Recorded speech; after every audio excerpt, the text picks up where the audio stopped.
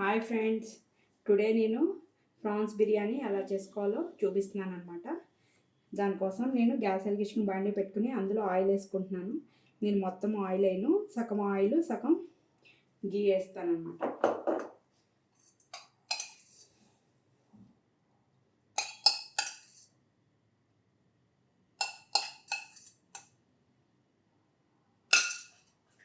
వేసుకుని oil heat ఎక్కిన తర్వాత అందులో ముందుగా మనం నానబెట్టించుకున్న హోల్ గరం మసాలా అంటే బిర్యానీ లీఫ్, లవంగాయ, దాల్చిన చెక్క, అనాస్ పువ్వు, మరాఠీ మొగ్గ వేస్తాను. వేసి అందులోని ఆనియన్స్ అండ్ మిర్చి.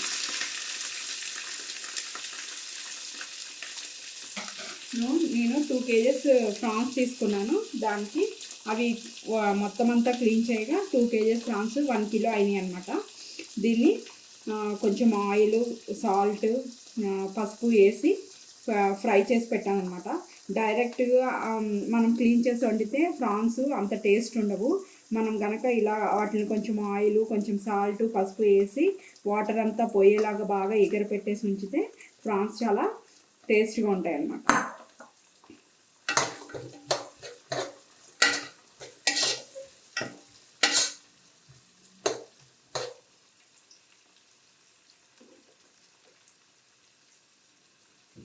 సరిపడా సాల్ట్. నేను ఆల్రెడీ అందులో సాల్ట్ వేసి ఉంచాను కాబట్టి మనం తక్కువ వేసుకుందాం. కావాలి అంటే కనుక అప్పుడు వాటర్ మరిగేటప్పుడు టేస్ట్ చూసుకొని ఇంకా ఏమన్నా సాల్ట్ కానీ పడితే అప్పుడు చూసుకున్నాను. నేనైతే ప్రజెంట్ కొంచెమే వేసాను. సాల్ట్ తక్కువైనా కావాలంటే మనం వేసుకోవచ్చు, కానీ సాల్ట్ ఎక్కువైతే చాలా కష్టము. అందుకోసమని కొంచెం తక్కువ వేసుకొని వాటర్ మరిగేటప్పుడు టేస్ట్ చూసుకొని కావాలంటే అప్పుడు వేసుకోవచ్చు. ఈ ఆనియన్స్ వేసే లోపల నేను ప్రాన్స్కి నేను ఇంట్లోనే ప్రిపేర్ చేస్తానన్నమాట. ఇది మసాలా పేస్ట్. దీన్ని ఎలా తయారు చేయాలో నెక్స్ట్ వీడియోలో చేసి చూపిస్తాను. ఈ పేస్ట్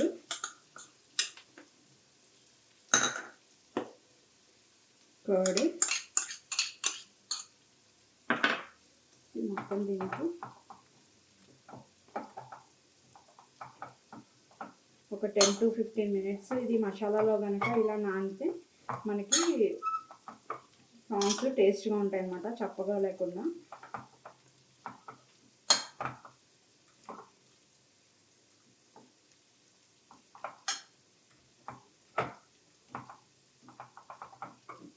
ఇలా మసాలా పట్టించుకున్న తర్వాత దీన్ని పక్కన పెట్టేసుకుని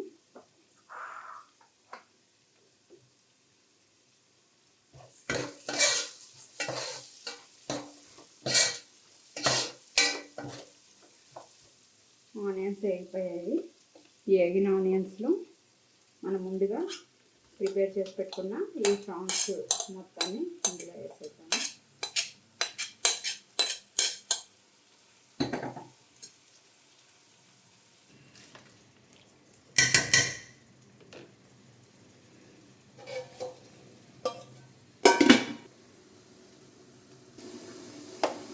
ఇది ఫ్రై అవుతూ ఉంటుంది. ఇది ఫ్రై అయ్యే లోపల నేను వేరే ఇంకొక స్టవ్ మీద మన బిర్యానీకి కావాల్సినంత ఎసరు మరగపెట్టుకుంటున్నాను. ఇది కనుక మనం ఇలాగే ముందు మరగపెట్టుకుని పోస్తే రైస్ అన్నది చప్పగా లేకుండా టేస్ట్గా ఉంటుంది. ఎందుకంటే నేను ఎప్పుడు నాన్ వెజ్ బిర్యానీ చేసినా అందులోకి కర్రీ ఏమి వేరుగా చేయను. మేము విత్ రైతాతోనే తింటాము. అది బిర్యానీ చప్పగా ఉండకూడదు అనుకుంటే కనుక ఏం చేయాలంటే ఈ వాటర్ని మరగపెట్టి అందులో పోసేయాలన్నమాట. డైరెక్ట్గా మనం వాటర్ పోస్తే కనుక అది చప్పగా ఉంటుంది.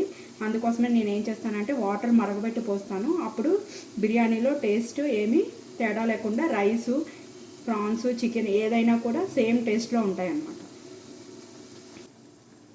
నేను ఇది మగ్గే లోపల బాస్మతి రైస్ కూడా కడిగి ఇలా పెట్టుకున్నాను అనమాట. నేను 2 kgs ప్రాన్స్ తీసుకుని దాన్ని క్లీన్ చేస్తే 1 kg అయినాయి కాబట్టి ఆ 1 kgకి నేను 1 kg రైస్ తీసుకున్నాను అనమాట. సేమ్ క్వాంటిటీ 1 kg రైస్కి 1 kg ప్రాన్స్ అనమాట. అలా అయితేనే బాగుంటుంది. రైస్ ఎక్కువ వేసుకున్నా కూడా మనకి ముక్కలు అవన్నీ తగ్గిపోతాయి. అందుకోసమని సేమ్ క్వాంటిటీలో రైస్ అయితే ఎంత తీసుకుంటానో నాన్ వెజ్ కూడా అంతే క్వాంటిటీ తీసుకుంటాను అనమాట. కేజీకి కేజీ.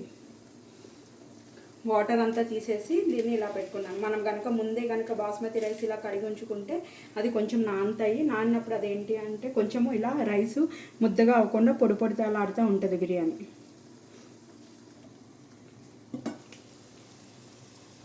మధ్య మధ్యలో ఇలా మూత తీసి కలుపుకుంటూ ఉంటే అడుగంటకుండా ఉంటాయి అన్నమాట. ప్రాన్స్ మొత్తం మగ్గిపోయాయి, ఎసరు కూడా కాగిపోయింది. ఇప్పుడు ఈ వాటర్ని అందులో పోసేద్దాము.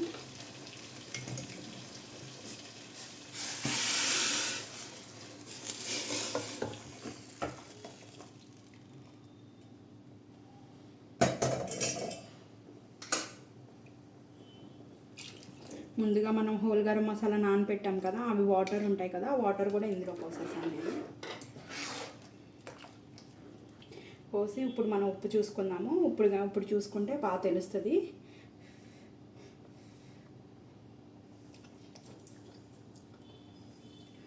నాకైతే తక్కువైంది. మీరు టేస్ట్ చూసుకొని మీకు ఎక్కువ ఎంత సరిపోతే ఓకే, తక్కువైతే కనుక వేసుకోండి.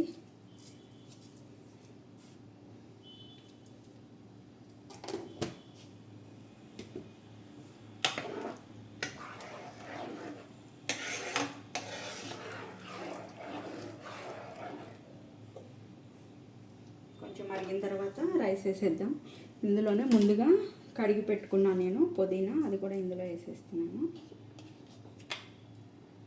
వాటర్ కూడా మరుగుతున్నాయి. ఒక 2 మినిట్స్ మూత పెట్టి మరిగిన తర్వాత రైస్ వేసేద్దాం.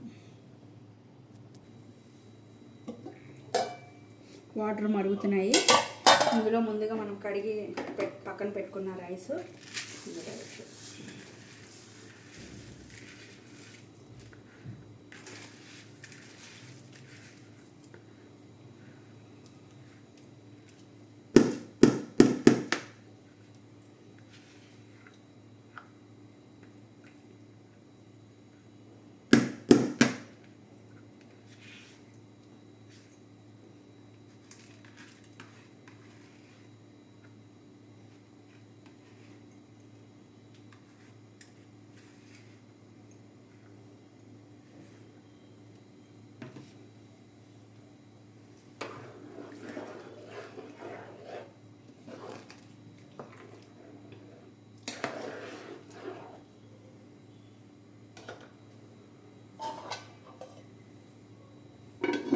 హాఫ్ కుక్ అయ్యే వరకు కూడా హై ఫ్లేమ్లో ఉంచాలి. తర్వాత మనం స్లోగా పెడితే అప్పుడు నీట్గా కుక్ అయిపోతుంది రైస్. సరే మూత తీసుకొని చూద్దాం ఎలా ఉందో. చూడండి, ఆల్రెడీ హాఫ్ వరకు కుక్ అయిపోయింది.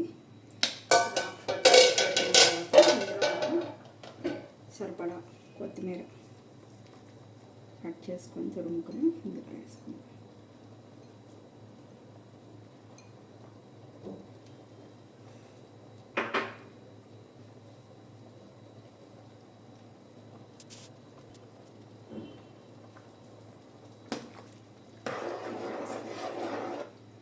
బిర్యానీలో కొత్తిమీర పుదీనా లేకపోతే అసలు టేస్టే ఉండదు. ఆ రెండు వేస్తే ఆ బిర్యానీ దారే వేరనమాట. మా ఇంట్లో బిర్యానీ అంటే రోజు 2 కప్స్ రైస్ తినేవాళ్ళు ఇంకొంచెం 2 ముద్దలు ఎక్కువ తింటారు. ఎవరికైనా అంతే, నాకు తెలుసు. బిర్యానీ అనగానే నోరు ఊరిపోతూ ఉంటుంది.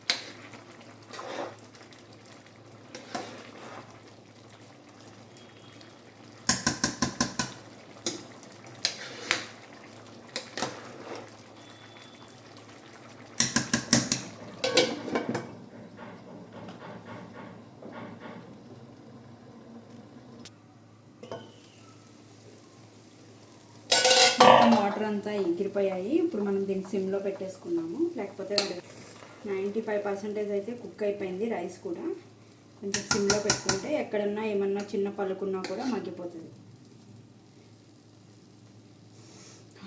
స్మెల్ అయితే సూపర్ వస్తుంది. నాకైతే ఆకలేసిస్తుంది పొట్టలో. ఎప్పుడు తిందామా అని. మొత్తం తీసుకొని చూద్దాము ఎలా ఉందో. Finally biryani finish. నేను మా ఇంట్లో ఏది చేసినా కూడా వెజ్ అయితే కనుక ఫస్ట్ సాయిబాబాకి పెట్టింది మేము ఎవరము తినము. సాయిబాబాకి అండ్ మా ఫాదర్కి పెట్టిన తర్వాతే మేము తింటాం అనమాట. ఇన్ కేస్ నాన్ వెజ్ అయితే ఫస్ట్ మా ఫాదర్కి పెడతాను, ఆ తర్వాతే మేము తింటాం అనమాట.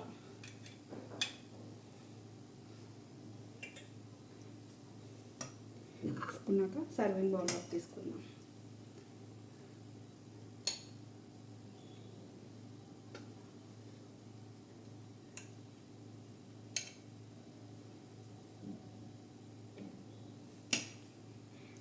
గుమగుమలాడే ఫ్రాన్స్ బిర్యానీ రెడీ. ఇలా ఆనియన్తో లెమన్తో తింటే, కాంబినేషన్లో తింటే సూపర్ ఉంటుంది అనమాట. ఈ బిర్యానీ ఎలా ఉందో మీరు కూడా ట్రై చేసి నాకు కామెంట్ రూపంలో చెప్పండి. Thank you.